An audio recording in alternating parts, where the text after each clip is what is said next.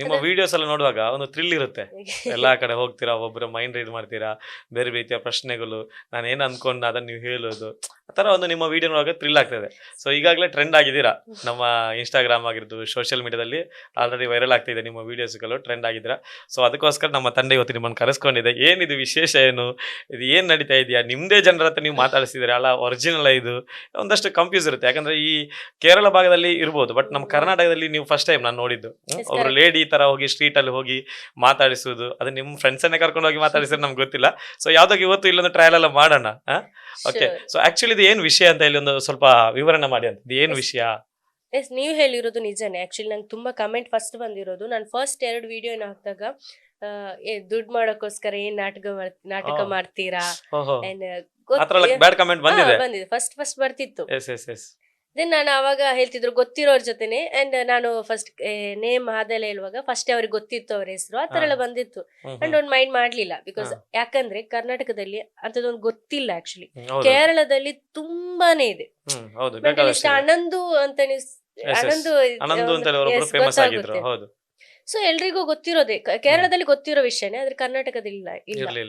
ನನ್ಗೂ ಗೊತ್ತಿರ್ಲಿಲ್ಲ. ನಾನ್ ಕರ್ನಾಟಕದ ಹುಡುಗಿ, ಮ್ಯಾರೇಜ್ ಆಗಿ ಕೇರಳಕ್ಕೆ ಹೋದ ನಂತರ ಅಲ್ಲಿ ಕಲ್ತದ್ ನಾನು. ಅಂದ್ರೆ ಇದು ಕಲಿಬೇಕು. ಎಸ್, ಕಲಿಬೇಕು. 3 ಇಯರ್ ಕೋರ್ಸ್ ಮಾಡಿದ್ದೀನಿ. 3 ಇಯರ್ ಕೋರ್ಸ್ ಮಾಡಿದ್ದೀನಿ ನಾನು. ಮ್ಯಾರೇಜ್ ಆದ ಒಂದು 1 ಇಯರ್ ಗ್ಯಾಪ್ ಅಲ್ಲೇ ಕಲಿಯೋಕ್ ಹೋಗಿದ್ದೆ.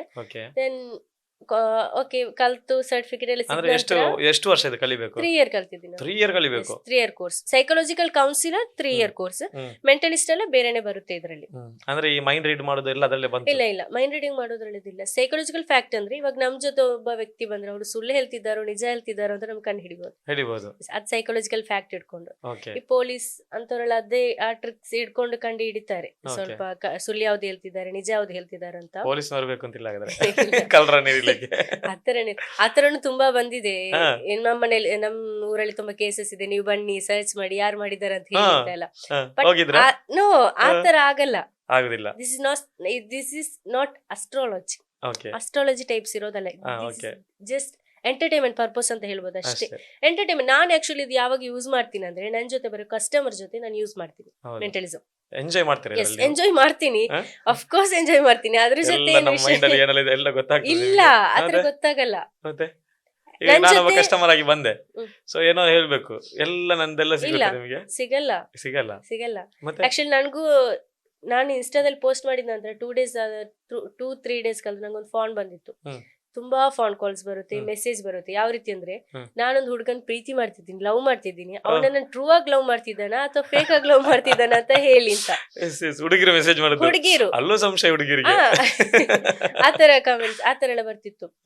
ಬಟ್ ನಿಜವಾಗ್ಲೂ ಮೆಂಟಲಿಸಂ ಅನ್ನೋದು, ಇವಾಗ ನಿಮ್ಮನ್ನ ನಾನು ಫಸ್ಟ್ ನೋಡ್ತಿರೋದು. ನಿಮ್ಮನ್ನ ನೋಡಿದ ತಕ್ಷಣ ನಿಮ್ಮ ಹೆಸರೇನು, ನಿಮ್ಮ ಏಜ್ ಎಷ್ಟು, ನೀವೇನ್ ಕೆಲಸ ಮಾಡ್ತಿದ್ದೀರಾ, ನಿಮ್ಮ ಮನಸ್ಸಲ್ಲಿ ಏನಿದೆ ಅಂತ ನಂಗೆ ನೋಡಕ್ ಗೊತ್ತಾಗಲ್ಲ, ಆಗಲ್ಲ. ಮೆಂಟಲಿಸಂ ಅನ್ನೋದು ಒಂದು ಟ್ರಿಕ್ಸ್. ಅದ್ ನಾನು ಯಾವಾಗ ನಿಮ್ಗೆ ಮೆಂಟಲಿಸಂ ಮಾಡ್ತೀನೋ, ಇವಾಗ ನಾನು ಮೆಂಟಲಿಸಂ ಮಾಡ್ಬೋದು, ಮೆಂಟಲಿಸಂ ಮಾಡಿದಾಗ ಆ ಟ್ರಿಕ್ ನಾನು ಯೂಸ್ ಮಾಡ್ಕೊಳ್ತೀನಿ. ಅವಾಗ ಯೂಸ್ ಮಾಡ್ತೀನಿ. ನಾನು ಅದಕ್ಕೆ ನಿಮಗೆ ರೆಡಿ ಆಗಿರ್ಬೇಕು, ನಿಮ್ಮ ಏನು ಆಪರೇಷನ್ ಗೆ ನಾನು ರೆಡಿ ಆಗಿರ್ಬೇಕು.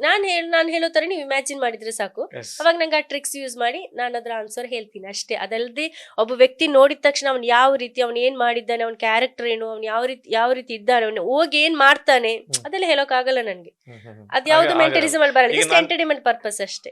ಈಗ ನಾನು ನಿಮ್ಮ ಜೊತೆ ಮಾತುಕತೆ ಮಾಡ್ತಾ ಇದ್ದೀನಿ, ಓಕೆ, ಮಾತುಕತೆ ಮಾತ್ರ ಮಾಡ್ತೀನಿ, ನಿಮ್ಮ ಯಾವ್ದು ಆಪರೇಷನ್ ನಾನು ರೆಸ್ಪಾನ್ಸ್ ಮಾಡಲ್ಲ. ಸೊ ಅವಾಗ ನಾನು ಹೇಗಿದೆ ಅಂತ ಗೊತ್ತಾಗ್ತದೆ ನಿಮಗೆ? ಇಲ್ಲ, ಗೊತ್ತಾಗಲ್ಲ. ಬಟ್ ನಿಮ್ ಬಿಹೇವಿಯರ್ ನೋಡಿ ನಮ್ಗೆ ಆಕ್ಚುಲಿ ಸೈಕಾಲಜಿಕಲ್ ಮಾತಾಡಿದ್ರೆ ಎಲ್ಲ ಗೊತ್ತಾಗ್ಬೋದು. ಅಂದ್ರೆ ಇವಾಗ ಯಾರಾದ್ರೂ ಸುಳ್ಳು ಹೇಳ್ತಿದ್ರೆ ಕಂಡು ಹಿಡಿಬಹುದು, ನೀವು ಸುಳ್ಳು ಹೇಳ್ತಿದ್ದೀರಾ ಅಂತ. ನಿಜ ಹೇಳ್ತಿದ್ರೆ ನಿಜ ಹೇಳಿ ಅದ್ರಲ್ಲಿ ಏನಾದ್ರು ಒಂದು ಗಿಲ್ಟ್ ಫೀಲಿಂಗ್, ಪಶ್ಚಾತ್ತಾಪ ಪಟ್ಟವ್ರು ಇರ್ತಾರಲ್ಲ, ಅದನ್ನ ಕಂಡು ಹಿಡಿಬಹುದು. ಇಲ್ದೇ ಇರೋ ಸ್ಟೋರೀಸ್ ಮಾಡಿ ಹೇಳ್ತಾರಲ್ಲ, ಸ್ಟೋರಿನೇ ಇರಲ್ಲ, ಬಟ್ ಅವ್ರೇ ಹಾಗಾಯ್ತು ಹೀಗಾಯ್ತು ಅಂತೆಲ್ಲ, ಅದನ್ನು ಕಂಡು ಹಿಡಿಬಹುದು. ನಿಮ್ ಬಾಡಿ ಲ್ಯಾಂಗ್ವೇಜ್ ಇಟ್ಕೊಂಡು ನೀವೇನಾದ್ರೂ ಸುಳ್ಳು ಹೇಳ್ತಿದ್ರೆ ಅಥವಾ ಏನಾದ್ರೂ ತಪ್ಪು ಮಾಡಿದ್ದೀರಾ, ಏನಾದ್ರೂ ಹೈಡ್ ಮಾಡ್ಲಿಕ್ಕೆ ನನ್ನ ಜೊತೆ ನೀವು ಟ್ರೈ ಮಾಡ್ತಿದ್ದೀರಾ ಅಂದ್ರೆ ನಾನು ಕಂಡು ಹಿಡಿಬಹುದು.